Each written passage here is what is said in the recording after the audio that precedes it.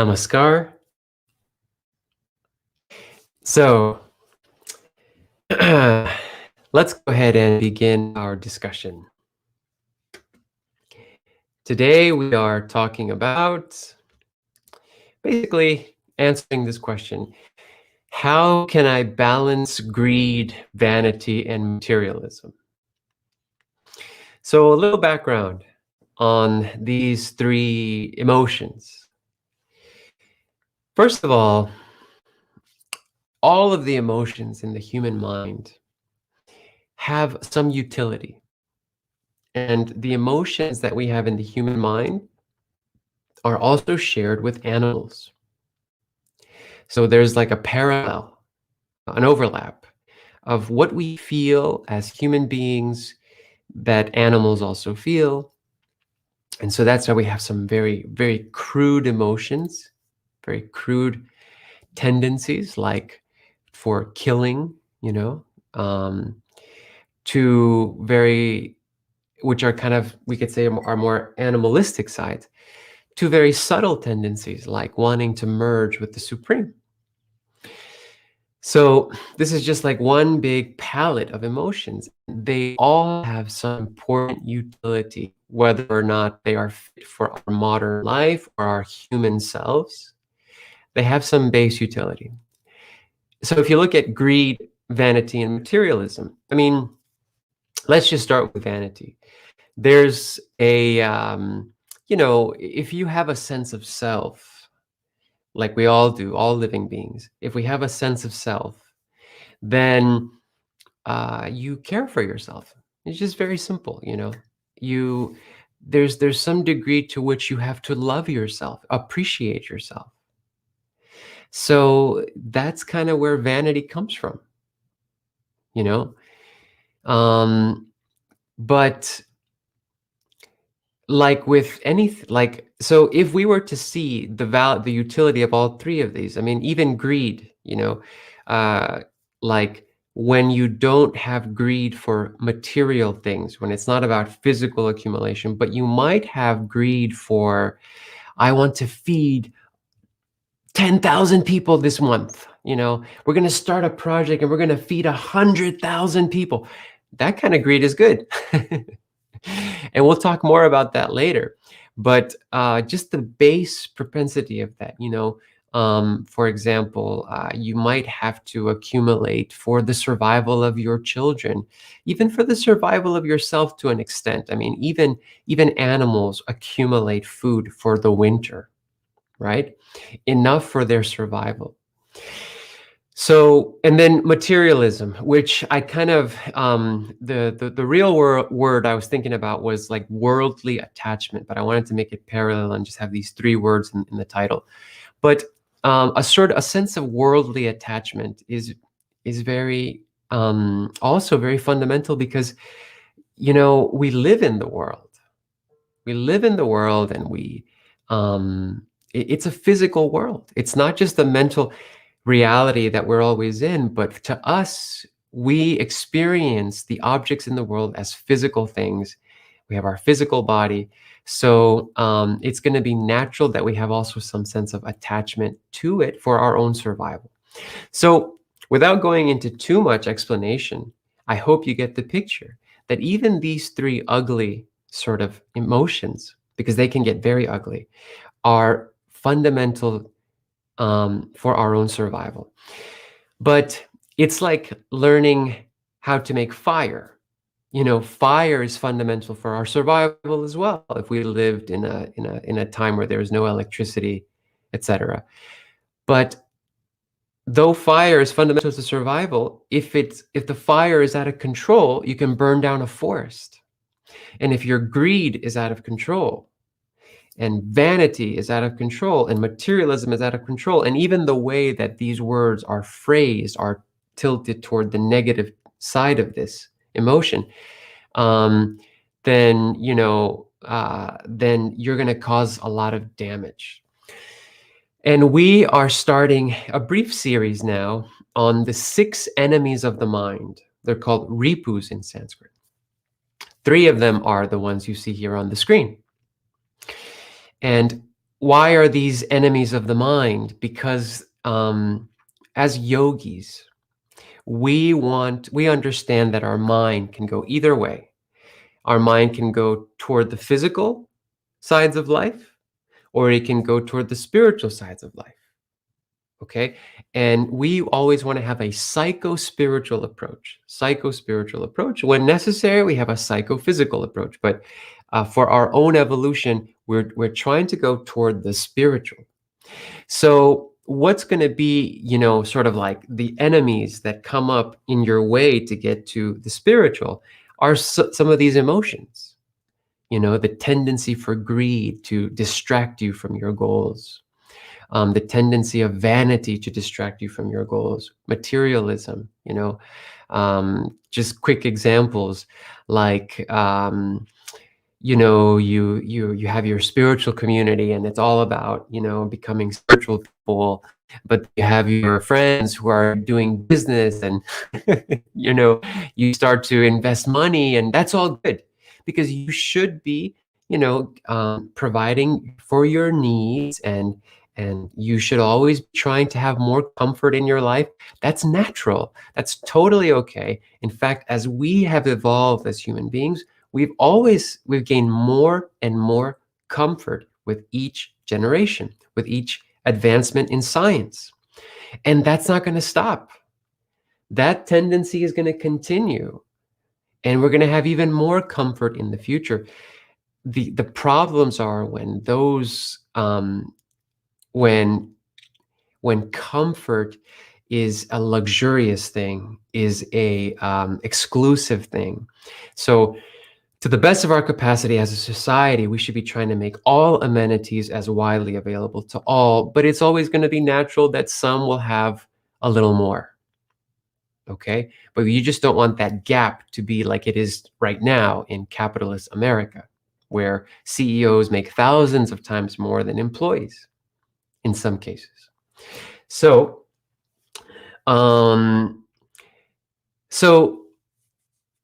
now let's go ahead and start talking about a couple of pointers here. Pointers here to help us balance these emotions. So, first one we've talked about here before is to do the opposite of the negative tendency. So, for example, if we have a tendency toward greed, people that want more and more money, right? They already have many properties, they already have a lot of money, lots of assets, but they want more. It's not enough. Okay. Then that person should take the opposite approach and do an equal amount or a lot of charity. Okay. You can mitigate the greed by being as generous as possible. And generosity isn't just with money. We can be generous with our time, generous with our knowledge, generous with our service. And since greed can go in so many different directions, the greed for money, the greed for land, the greed for power, the greed for so many things,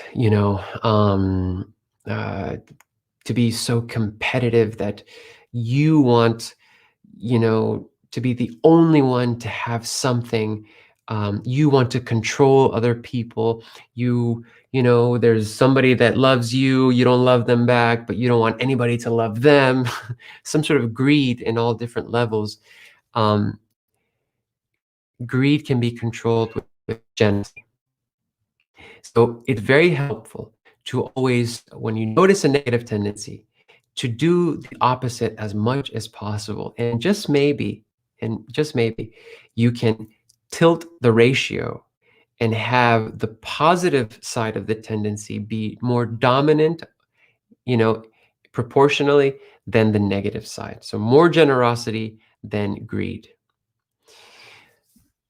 If we look at vanity, right? Vanity is very much connected to ego. Like the ego is the doer.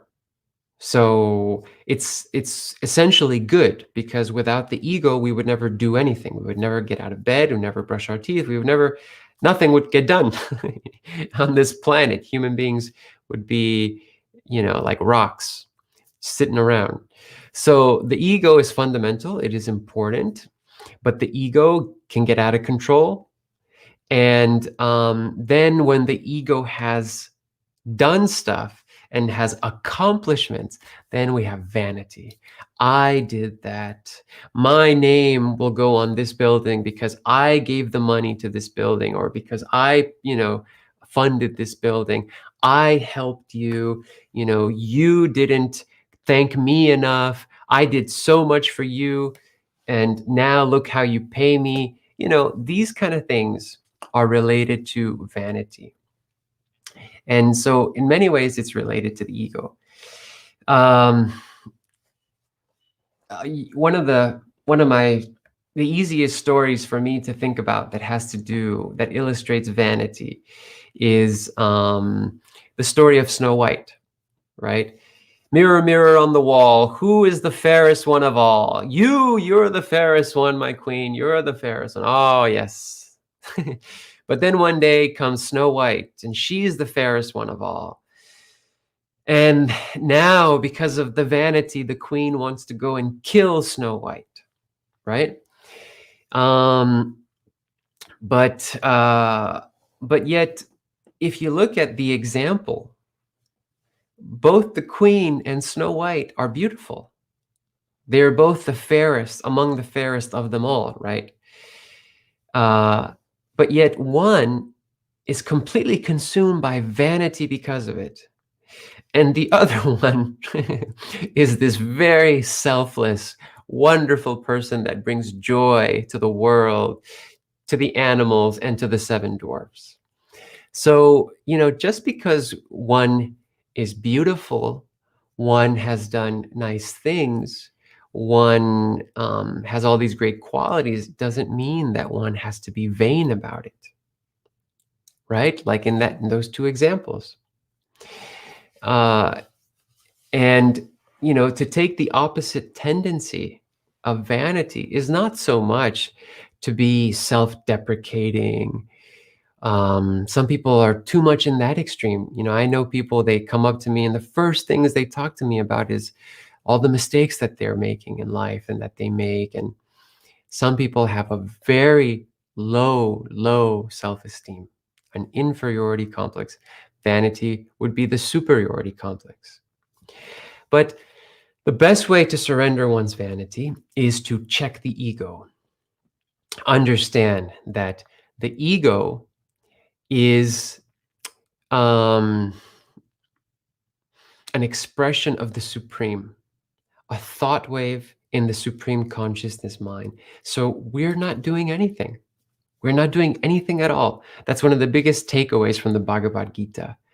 Even when Arjuna asked Krishna on the battlefield, but isn't it bad to kill? Because Krishna is encouraging Arjuna to fight in this war for righteousness.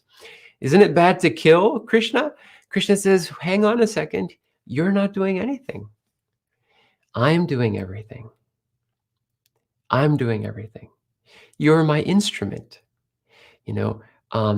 And whenever possible, you should identify the actions that are for dharma, that are for righteousness.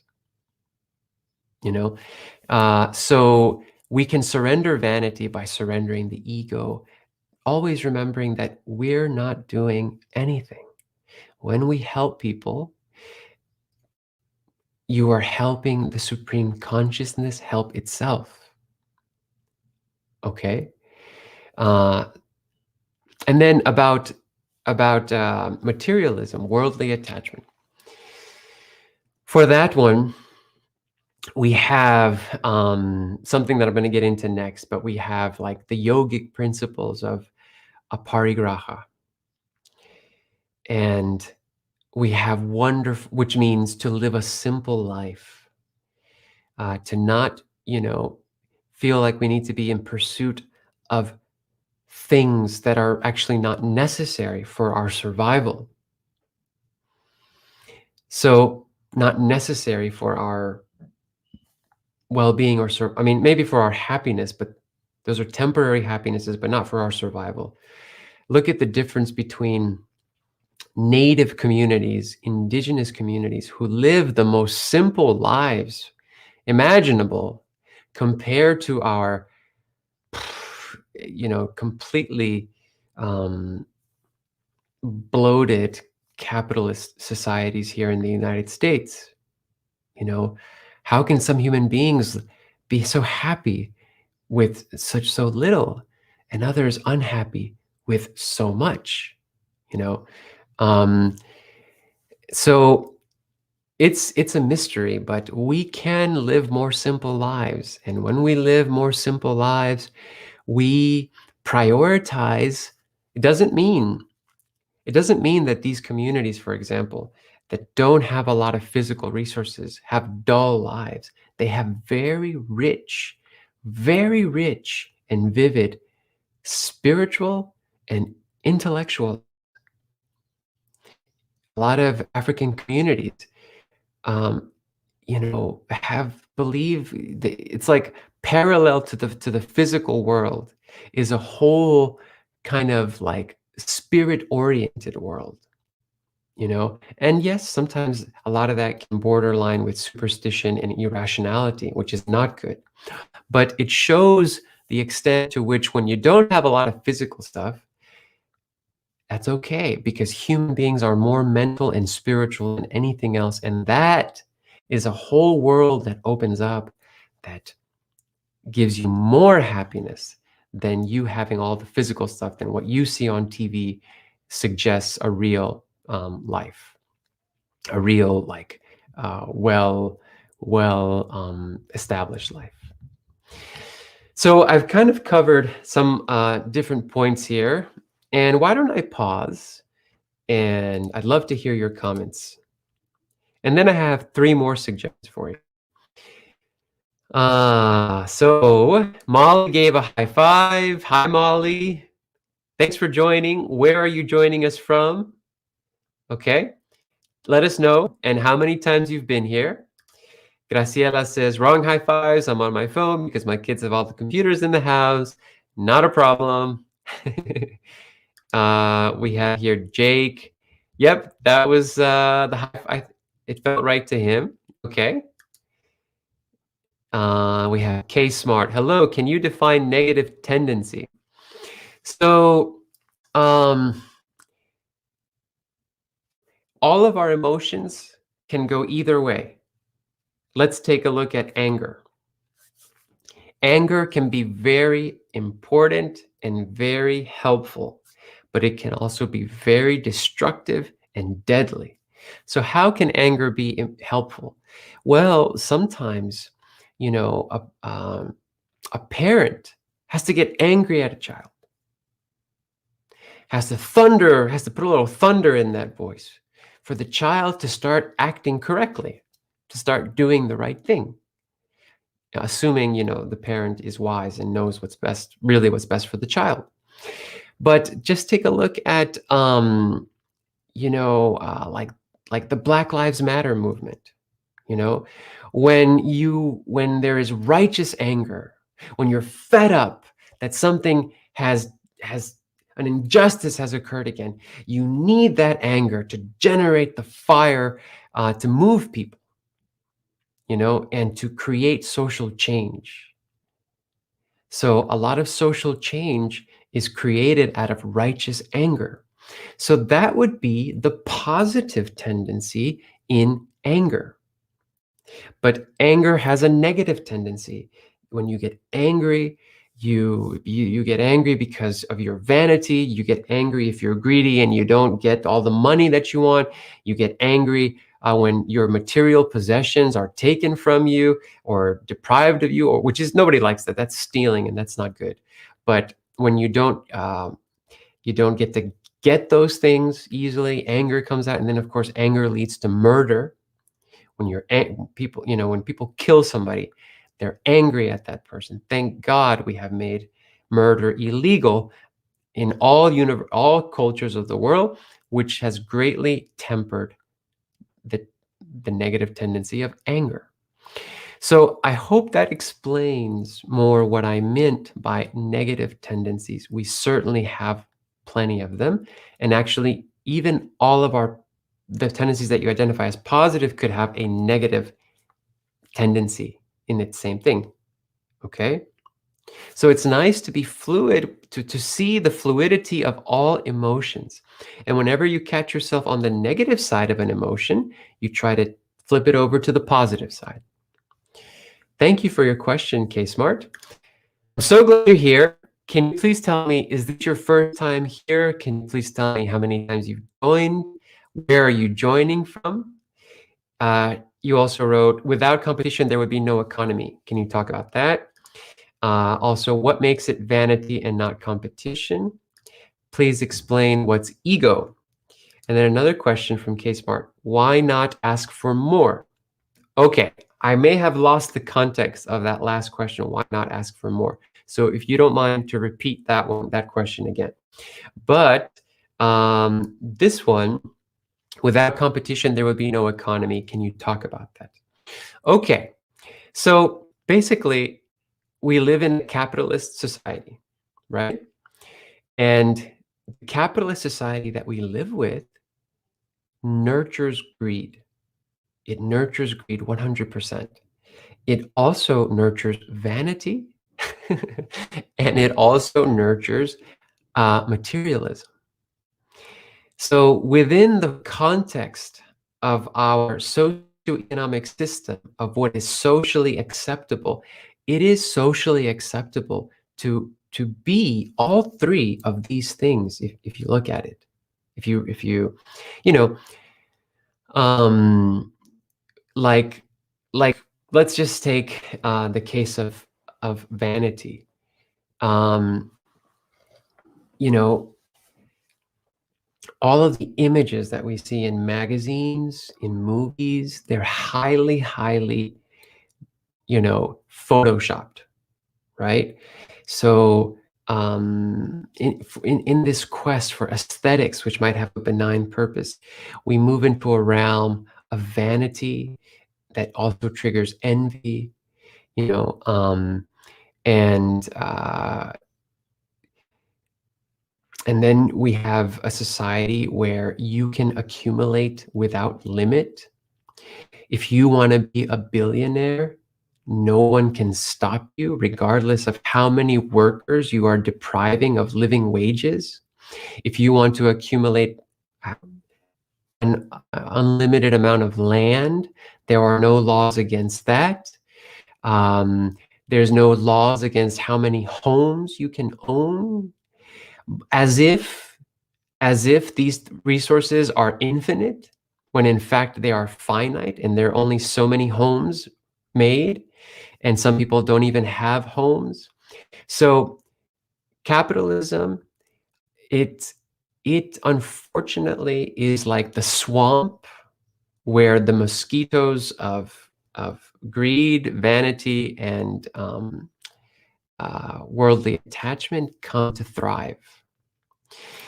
Now, this doesn't mean that we should have an economy where people are not rewarded for their merit, right? And when people have scope, that if by my merit and effort I do get some more amenities, that could generate some sort of positive competition, right? I'll be somewhat competitive to the point where I will exert more effort, which will allow me to get some more amenities. That is totally okay. That it makes perfect sense. The problem is when those that are meritorious, like CEOs, inventors, talented musicians, talented athletes. The problem is that when those that do have merit, they're given too much, given excessively too much. Why does um, why did what's his name, Jeff Bezos, have to get another $93 billion during the time of a pandemic when so many people were suffering?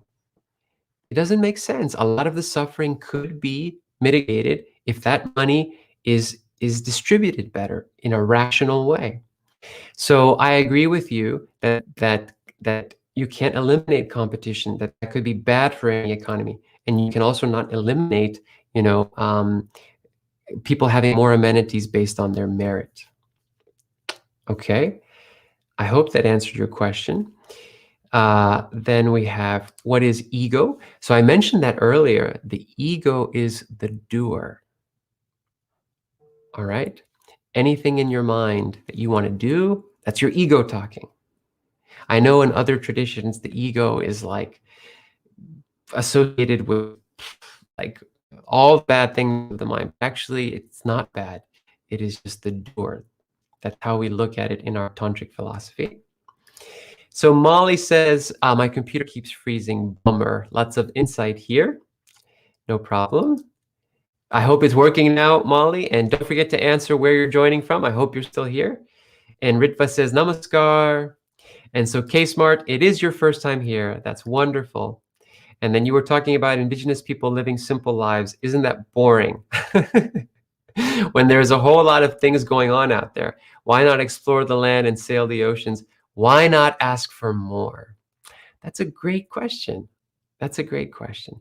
And I wouldn't say that indigenous lives are boring, because it might appear boring because they don't have the physical things that entertain us in our society, like the movie theaters, right? We have movie theaters, we have clubs, we have cafes, we have bars and concert halls and, all this stuff, right? So life isn't boring, but those things are physical things. And I guarantee you that if you were to live in a society where you don't have those same physical things, like a small town in rural America, people still have very rich lives, very rich dramas and joys and spiritual connections with each other and with the universe. So it's perfectly okay to enjoy life, and appreciate physical things. But it's a mistake to think that those are the only things that can bring you happiness. And we have here Hitendra, who says, in studying the origin of the word competition, the word is Scottish and means working together for the betterment of all. Thank you, brother. That's interesting. Competition. There, I see two words there too, like petition. Could be a prefix for, for words like company. So yes, even competition can be good, right? Like there are two siblings and they both love their mother. And so there's a little competition there. Who can love mom the most? As long as it doesn't turn into a Cain and an Abel situation from the Bible, where Cain kills Abel, out of envy, and a misguided sense of competition. Then if the two can compete and can challenge each other to love mom more, then that's excellent. Okay. K-Smart says, although I not agree with you at some points, there were some good thought-provoking answers. Yes, Kay. I'm so happy that you're here. And I found that I really appreciate your comment about the economy, because that was a point that I wanted to cover about our capitalist system. And although it does good things, it also does bad things. And it's good to be aware of both. Graciela says, I love hearing about my dad's simple life growing up in El Salvador, and to me it sounds like a dream. Nature, peace. That's interesting. The simple life in El Salvador sounds like a dream. Yeah, it's interesting. The relativity of life, the relativity of what we are interested in at any given moment in our lives, right? Um, like today, there was a time in my life where I was interested in nice cars. You know, I owned a BMW at one point. Um, but I wouldn't ever buy a BMW again. And it's not because BMWs are bad or it's bad to have a nice car. No, it's not for judgment, but I'd rather spend my money on something else. I'd rather have my money to cover the cost for my car, which I need, and I'd rather have money left over to also cover other essentials, or potentially use that money towards service, towards something that I know I can do that can also benefit others. Okay? Um, so I was just talking about the relativity of life. At one point, I was interested in having a BMW, but there could come a point in my life later in the future that I can't imagine, where I might be interested in just going to live in a place like El Salvador, like Graciela is saying, in a very simple atmosphere. Who knows? You know, uh, we shouldn't take for granted the attachments that we feel today, or even our interests of today. They're always so relative. That's why it's good to practice meditation and try to go within to the source of who you are, because that's constant. Um, K Smart says, you talked about Gita. Are you from India? I am not from India. Where are you from, Kay? Please tell us, okay? Where you're joining us from. Now, I'm from Bolivia. My family's from Bolivia. My mom's from Argentina. My dad's side is from Bolivia. Um, my mom also has relatives in Bolivia. And I'm also from here. I was born in Virginia. Okay, so let's go ahead and start to close. We'll close our discussion now. Thank you, everybody, for your comments. If anybody has any last-minute comments, go ahead and put them into the chat. Let me cover a couple of announcements, okay? Today, I will be releasing... so I did not get to talk about the last point, so let me just kind of run through them, okay? Very quickly. Number 2, another way to balance these negative emotions: establish moral, ethical behavior in yourself, like the yamas and niyamas. Okay? And remember, if you sign up for our ebook, you can get a nice book that will help explain all of the yamas and niyamas for you. These are the 10 moral, ethical guidelines of yoga that actually I asked on my profile, what are some ways to overcome these emotions? And Peggy mentioned this about the yamas and niyamas. So those 10 principles will 100% help prevent these negative tendencies that we discussed. Then another one is to control the ego. So I already talked about that. With spiritual practice, seeing that the divine does everything, not you, and to do more spiritual practice to help transform your ego, make your ego not so identified with its little self, but let your ego be identified with the universal self, with the supreme consciousness. Now, that's something the ego can also enjoy. And the last thing, channel a negative tendency to have a positive aim. So I've been talking about that already.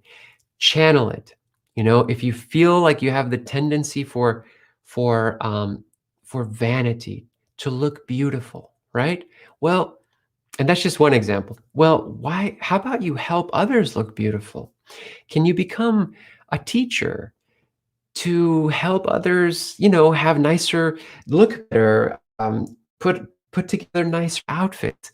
Can you If you know that's important, can you help poor people have professional clothing for when they go on job interviews?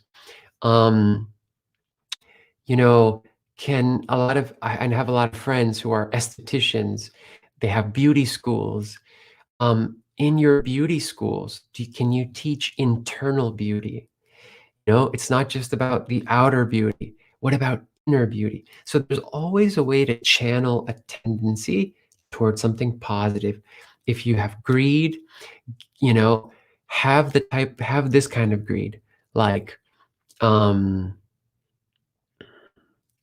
I want, I want God's to only love. I want all of God's love just for myself. I want all of the supreme consciousness love just for me. That is a good kind of greed. Even though that might sound a little weird, but that is a really good kind of greed that you can cultivate, okay? Because um uh yeah, it's like the love that Radha had for Krishna, you know. Um uh she wanted all of him and all of his love, and um she was the true devotee, you know. So when you desire something like that with this sort of with greed, when you're greedy for, let's say, the God's love, you will do wonders with your life. You will just automatically make you a wonderful person with a lot of potential, and a lot of good service can be done. So explore greed in different ways, okay? Channel these tendencies in different ways. All right. Thank you, everybody. Let me now get to the announcement. So I have one announcement today, and the announcement is that I'm going to be releasing a video as normal, which is now my new normal. Every Saturday, I release a new video on Tantra Thoughts. And I want you to help me, if you don't mind. Can you help me come up with a good title for this next video? Take a look at these three titles that I have here, and just add from ego to consciousness to each one, and just tell me which one sounds the best to you, the most intriguing, okay? What happened in Machu Picchu from ego to consciousness? A. Or B, I can't believe I did that in Machu Picchu from ego to consciousness. Or C, Machu Picchu Diaries from ego to consciousness. I'm even thinking I might change the last part. But if you don't mind, could you please just make a suggestion? Which title sounds the most compelling to you? The one video that you would watch if you see these three videos listed. So I'm getting some answers here. Okay. All right, so we have 2 votes for A, 1 vote for B. Thank you. All right, well, thank you so much. Okay, if anybody else wants to chime in, tell me what's a better title. I'd really appreciate it, okay? Gloria, you're here. Gloria, don't be so silent. Next time, please let us know that you're here earlier, okay? I'd love to have a chat with you. I'm so happy you're here. And by the way, let me know next time how many times you've come, okay? Oh, we have also Bs. So we have actually 3 Bs and 2 As. Okay. Thank you. This is really good feedback for me. All right. Well, I'll go ahead and close today. Stay tuned for this video on a crazy experience that I had in Machu Picchu many years ago. I'm going to tell you the whole story. I never thought I'd be revealing this story. It's actually a secret. Okay? I'm going to be revealing a secret about my past, something I did in Machu Picchu, okay, that I was holding sacred until today. Till now, when I'm going to be revealing this, and I want you to come and check it out what it was. I learned a valuable lesson. It had to do with the transformation of ego. So come check it out, okay? I think that's why you're going to want to watch it, because uh, of uh, of what I learned about ego and consciousness. Okay, thanks for your suggestions, and I'll see you at that video later today. Namaskar, everybody. I love you, and have a wonderful day. There's no link, Karen, yet for this video because it's not out yet. So maybe it will be released around, maybe at the latest 6 p.m. Okay, so stay tuned for that. I'll be posting it in the Facebook group. Namaskar.